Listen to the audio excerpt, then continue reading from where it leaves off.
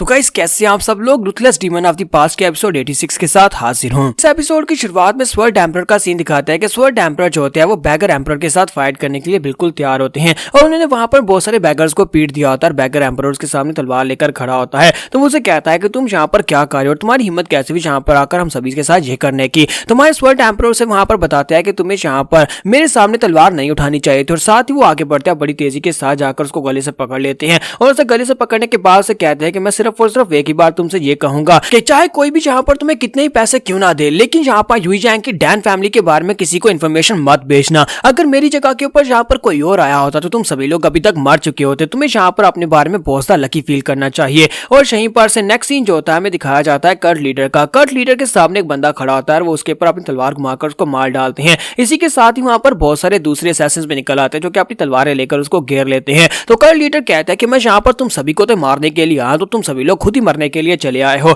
और इसी के साथ ही वहां पर वो लोग उसे कहता है कि तुम कौन हो और यहाँ पर क्या करने के लिए आए हो, तुम्हारी हिम्मत कैसे भी यहाँ पर असैसिन पवेलियन में अकेले आने की, क्या तुम्हें पता नहीं है कि पूरे सेंट्रल प्लेन में हमारी असैसिन पवेलियन सबसे ज्यादा स्ट्रॉन्गेस्ट असैसिन्स की बेस है। लीडर उसे कहता है कि तुम सभी लोग यहाँ पर मरने वाले हो, तो फिर यहाँ पर इस बात से क्या फर्क पड़ता है कि सेंट्रल प्लेन में तुम लोग सबसे ज्यादा पावरफुल हो या फिर नहीं। और इसी के साथ ही वो अपनी तलवार को घुमाना स्टार्ट करते हैं और वहां पर सभी को मार डालते हैं। तो नेक्स्ट सीन फिर से जो होता है प्रेजेंट में दिखाया जाता है जहां पर चूमून क्लैन लीडर को ये सारी बात बताई जा रही होती है। तो वो इस बात से बहुत ही हैरान होते हैं और कहते हैं ऐसा कैसे हो सकता है कि ये तीनों की तीनों बेसिस जो है बर्बाद हो चुकी हैं। तो उसका हबरी उसे कहता है कि सर हम लोग यहाँ पर क्या कर सकते हैं, चैंगसा में जो इन था उसके अंदर जितने भी लोग थे वो सारे के सारे मर चुके हैं, वो पूरी तरह से बर्बाद हो चुका है, सभी असैसिन पवेलियन के लोग मर चुके हैं। सिर्फ इतना ही नहीं है बल्कि अब यहाँ पर बैगर सेक्टर के लोगों ने और हाउस सेक्टर के लोगों ने डैन फैमिली के खिलाफ जितनी भी इन्फॉर्मेशन थी वो सारी देने से मना कर दिया, चाहे उन्हें कितने ही पैसे क्यों ना दे ले, वो इन्फॉर्मेशन देने से मना कर रहे हैं। ये बात सुनने के बाद चूमून क्लैन लीडर और भी हैरान होते हैं और कहते हैं ऐसा कैसे हो सकता है, ये दोनों सेक्टर हाउस सेक्टर और बैगर सेक्टर इन दोनों को यहाँ पर अगर पैसे दिए जाए तो हर किस्म की इन्फॉर्मेशन देने को तैयार हो जाते हैं।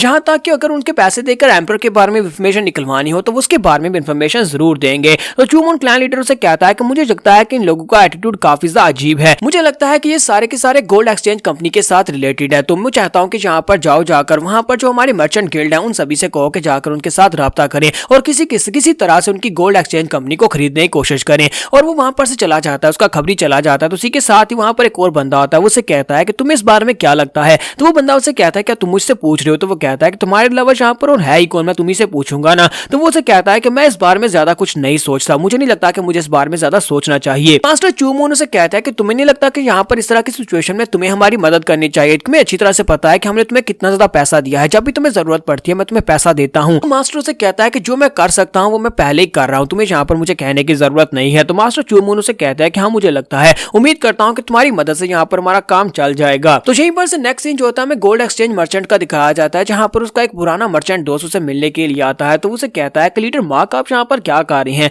तो उसे कहता है कि काफी दिनों के बाद तुम्हें देख रहा हूँ। हमारा शॉपकीपर उसे कहता है काफी दिनों के बाद नहीं बल्कि 10 साल के बाद तुम्हें देख रहा हूँ, 10 साल के बाद आप यहाँ पर मुझसे मिलने के लिए आए हैं। और वो उसे बिठाता है और उसे वाइन पिलाता है। तो उसे कहता है कि हाँ मैं यहाँ पर तुम्ही से मिलने के लिए आया था। इसी के साथ ही उसे कहता है कि हाँ 10 साल गुजर चुके हैं, क्या तुम्हें याद है 10 साल पहले तुम मेरे पास आए थे जब तुम्हें काम की तलाश थी, तुम्हें एक छोटी सी शॉप ओपन करनी थी और तुम मेरे पास आए थे कुछ पैसे उधार लेने के लिए। और उस वक्त मुझे तुम्हारे पर बहुत ज्यादा तरस आया, तुम्हारी हालत देखकर मुझे तरस आया, तुम्हें अपनी बीवी बच्चे को पालना था तो मैंने तुम्हें काफी सारे पैसे दिए जिसके साथ तुमने एक छोटी सी शॉप ओपन कर ली। लेकिन अब जरा देखो तो तुम्हारी चाल डाल बदल गई है, तुमने यहाँ पर अब एक नई कंपनी खोली है गोल्डन मर्चेंट के नाम से। और देखो तो जरा तुम यहाँ पर सबसे स्पेशल वाइन बेच रहे हो, वो वाइन जो कि यहाँ पर किसी और शॉप के ऊपर मिलती भी नहीं है, वो वाइन जो कि बंद हो चुकी है। हमारा शॉपकीपर उसे कहता है कि सर चाहे मैं कितना ही यहाँ पर शॉप को बड़ा कर लूं मैं आपके साथ कंपेयर तो नहीं कर सकता क्योंकि आप तो यहाँ पर महान है, आप तो यहाँ पर बाकी के सभी मर्चेंट्स के लीडर हैं। तो वो उसे कहता है कि ऐसी बात नहीं है, लगता है कि बहुत ही जल्दी तुम यहाँ तक मेरे लेवल तक पहुंचने वाले हो, तुम यहाँ पर हुइयोन क्लैन की लिक्वार को बेच रहे हो यानी उनकी वाइन को बेच रहे हो।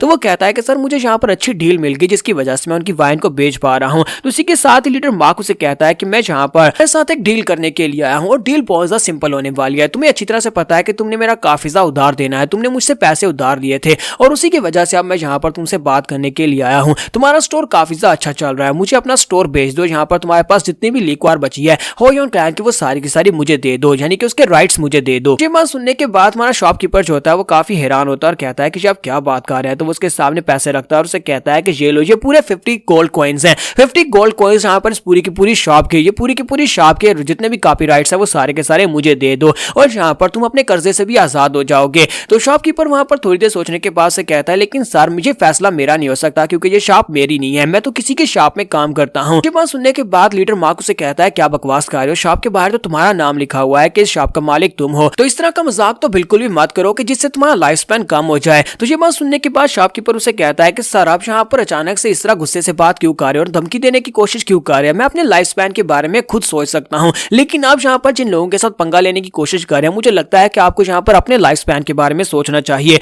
ये बात सुनने के बाद लीडर मार्क काफी हैरान होता है और इसी के साथ हमारा वोजन वहां पर पहुंच जाता है। वोजन कहता है कि देखो तो जरा लगता है कि यहाँ पर कोई गेस्ट आया है। के साथ ही शॉपकीपर उठकर खड़ा हो जाता है और कहता है कि सर देखिए यहाँ पर कौन आया है, यहाँ पर लीडर मार्क आए हैं जो कि हुनान में सभी मर्चेंट्स के लीडर हैं। वोजन कहता है कि अच्छा ये बात है, तो मुझे बताओ कि यहाँ पर किस डील की बात हो रही थी, तुम लोग यहाँ पर किस बारे में बात कर रहे थे। तो इसी के साथ ही शॉपकीपर लीडर मार्क को बताता है कि यही है इस दुकान के मालिक, इस शॉप के मालिक यही हैं। वोजन को बताता है कि वो आपकी शॉप को खरीदना चाहते हैं, वो इसके सारे कॉपीराइट्स को लेना चाहते हैं। तुम्हारा वोजन कहता है कि अच्छा तो मुझे बताओ कि क्या डील ऑफर की जा रही है। तो वो कहते हैं कि यहाँ पर पूरे 50 गोल्ड नियांग्स दिए जा रहे हैं। तुम्हारा वोजन बात सुनने के बाद मुस्कुराता है और उसे कहता है मुझे लगता है कि यहाँ पर मैं तुम्हारे सामने कोई ऑफर रखता हूँ। तो ये बात सुनने के बाद लीडर मार्क उसे कहता है कि बिजनेस इसी तरह चलता है, एक तरफ से मैं यहाँ पर ऑफर रखूंगा, दूसरी तरफ से तुम निगोशिएट करोगे, बहस करने के बाद ही फाइनल डिसीजन होगा। तुम्हारा वोजन उसके सामने एक सिक्का फेंकता है जो कि सिल्वर कॉइन होता है। तो वो उस बात से काफी हैरान होता है। हमारा वोजन उसे कहता है कि ये एक सिल्वर नियांग तुम्हारी लाइफ की कीमत है, अगर तुम जिंदा रहना चाहते हो सिल्वर कॉइन को लो, यहाँ से दफा हो जाओ और दोबारा कभी मेरी शॉप में अपनी शक्ल मत दिखाना। इस बात से लीडर मार्क गुस्से के साथ उसे कहता है कहीं तुम्हारा दिमाग तो नहीं खराब हो गया, क्या तुम्हें पता भी है कि मैं कौन हूँ। इसी के साथ ही वो अपने गार्ड्स को इशारा करता है तो उसके गार्ड्स वहां पर से निकल आते हैं। काफी सारे गार्ड्स होते हैं जो कि हमारे वोजन को चारों तरफ से घेर लेते हैं, उनके पास उनकी तलवारें भी होती हैं।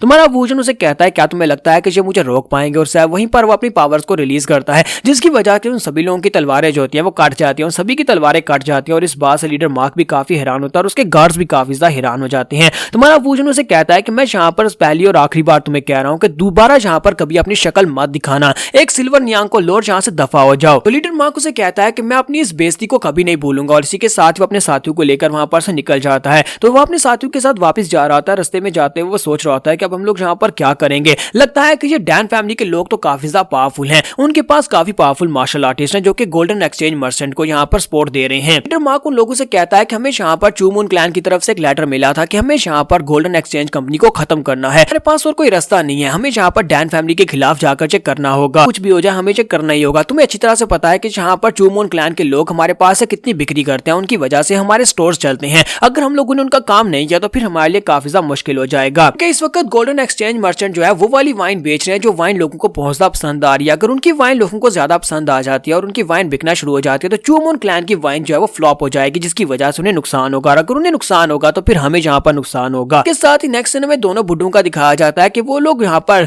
डोंगटेंग लेक के किनारे बैठे मछली पकड़ रहे होते हैं। तो वो दोनों कहते हैं कि लगता है कि यहाँ पर इसमें भी काफी ज्यादा मजा है कि हम लोग यहाँ पर फालतू टाइम में बैठकर मछली पकड़ रहे हैं। लेकिन कमाल की बात ये होती है कि उन दोनों ने अभी तक एक भी मछली नहीं पकड़ी होती, जबकि सोमी वहां पर लगातार मछलियां पकड़ती जा रही होती है। तो सोमी ने वहां पर अपनी पूरी बास्केट भर ली होती है। तो वो दोनों कहते हैं कि यहाँ पर हम दोनों तो सिर्फ और सिर्फ बैठकर अपनी खूंटी लटका कर बैठे हुए हैं, जबकि सिर्फ और सिर्फ सोमी यहाँ पर मछलियां पकड़ रही है। और इसी के साथ ही गोल्डन मर्चेंट का शॉपकीपर वहां पर भागता हुआ आता है और कहता है कि मुश्किल हो गई। तो वो कहते हैं क्या हुआ। तो शॉपकीपर उनसे कहता है कि सर हमारी स्टोरेज के अंदर चोरी हो गई है, वहां पर जितना माल रखा हुआ था वो सारे का सारा चोरी हो गया है, सारे पैसे भी जाते रहे और इसके साथ साथ सारी की सारी वाइन भी चोरी हो गई है। यहाँ पर हमारी एपिसोड 86 का एंड हो जाता है। ये हमारी इस वीक की लास्ट एपिसोड थी। अगर नया चैप्टर आ जाता है तो फिर इसी के साथ एक्सप्लेन कर दूंगा, अगर नहीं आता तो फिर नए चैप्टर को जिस दिन ब्लीडिंग फेट वाली एपिसोड को एक्सप्लेन किया जाता है उसी दिन इसको भी एक्सप्लेन किया जाएगा।